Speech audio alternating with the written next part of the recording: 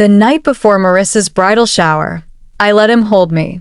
Not in front of anyone, not even for long. But it happened. In the quiet of my kitchen, when the world outside had gone still and the candles had burned too low, William's arms found their way around me. And I did not stop him. I melted. I crumbled. And I knew in that instant, I had crossed a line I could never uncross. I wish I could tell you it was innocent, that I was just tired, that I mistook kindness for comfort. But the truth? I had been waiting for that moment, dreading it, needing it, dying for it. He was my stepdaughter's fiancé, and I let him in. Before I continue, I want to say thank you to every single person who has subscribed to this channel. Your support means more than I can put into words. To all the new and returning viewers who have not yet subscribed, thank you for being here too. I cannot wait for you to hit that subscribe button. It is the fuel that keeps this channel going strong. And please, do not forget to drop your thoughts in the comments. I read every one. Now, let me take you back to where this all began. My name is Lorraine. I live in Iowa alone now, ever since the divorce. 46 and hollowed out.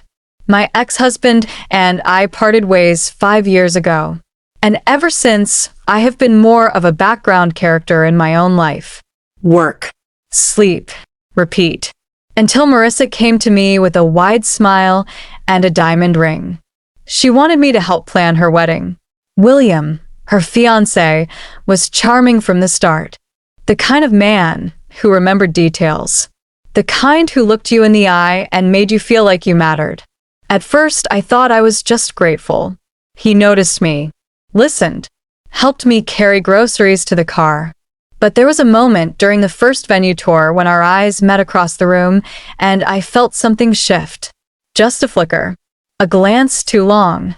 I told myself I imagined it. But the glances kept coming. At the bakery. At the florist. At the dining table while Marissa was on the phone. Small things. Laughs that lingered. Stories shared that felt more intimate than they should. Then came the night he stayed late to help finalize centerpieces. I poured wine. He sat too close.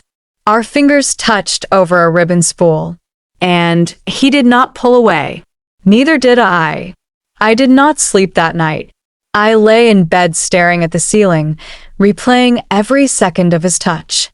His hand, the warmth of it, how our eyes met afterward, and neither of us said a word.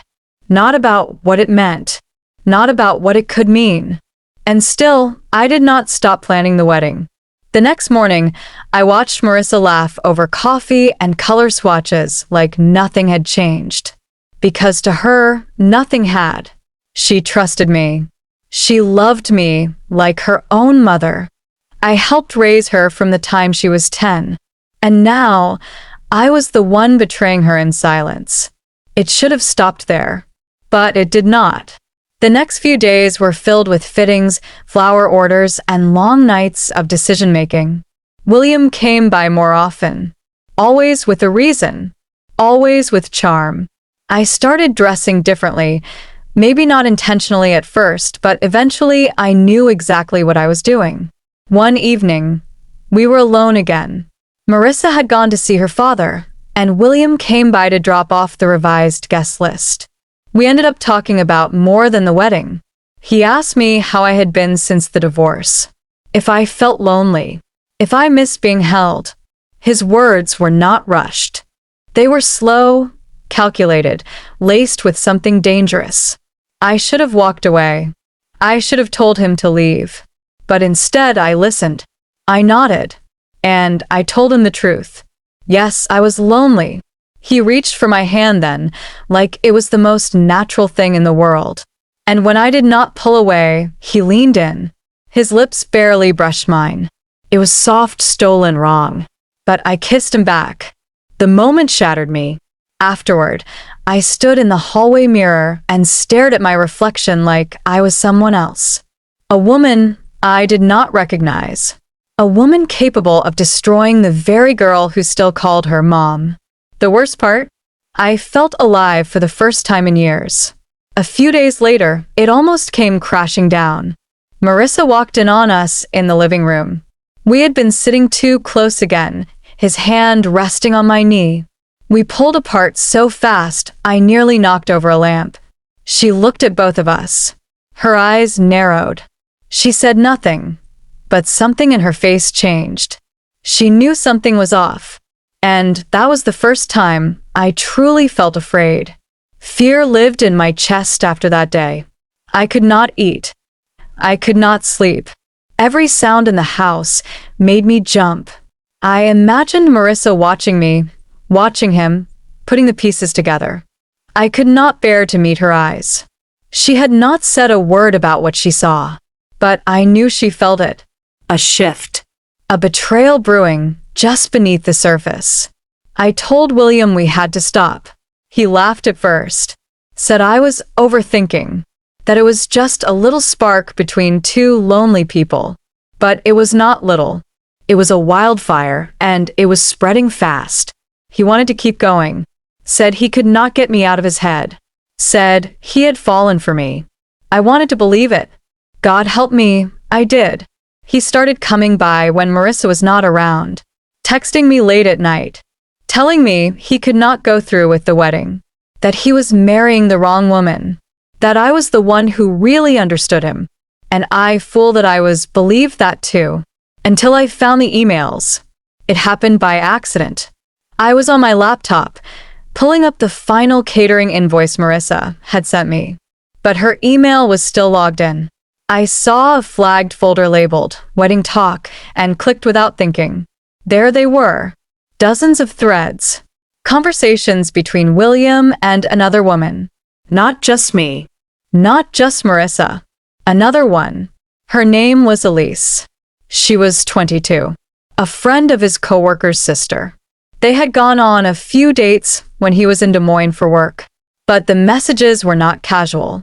He had told her he missed her, that he was locked into something he did not want, that he wished he could be free.